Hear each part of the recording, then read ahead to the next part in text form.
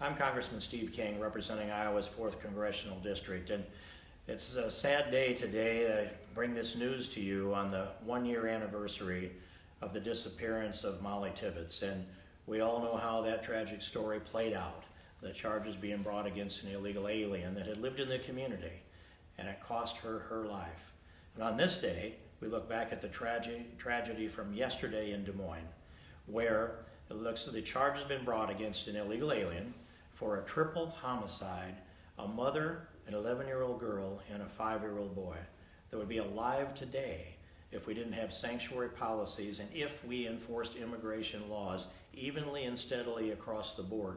This individual that had been twice deported, federal charge convicted of at least one federal charge, and facing a hit-and-run charge and about 3 other charges in Iowa just as recently as last May, must have been released onto the streets because he wasn't turned over to ICE, or they would have deported him then.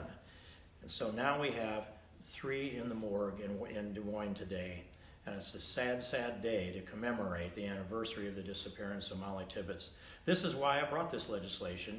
In the last Congress, in the previous Congress, the sanctuary city legislation that passed off of the floor of the House and was sent over to the Senate on the same day that I brought the Kate Steinle language and the Sarah Root language to defend against these kind of senseless deaths.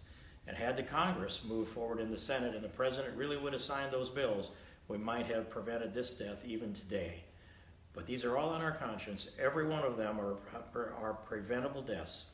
There are thousands of graves across this countryside that are there because we didn't enforce immigration law.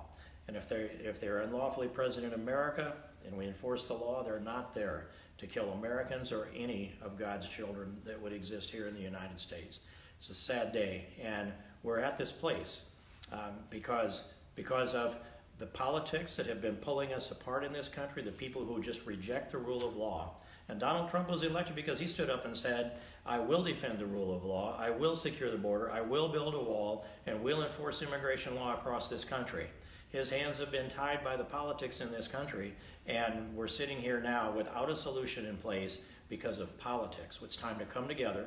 It's time to restore the respect for the rule of law, secure the border, and enforce the law internally so that we can save the lives that are at risk today in this tragic event on the anniversary of the disappearance of Mollie Tibbetts.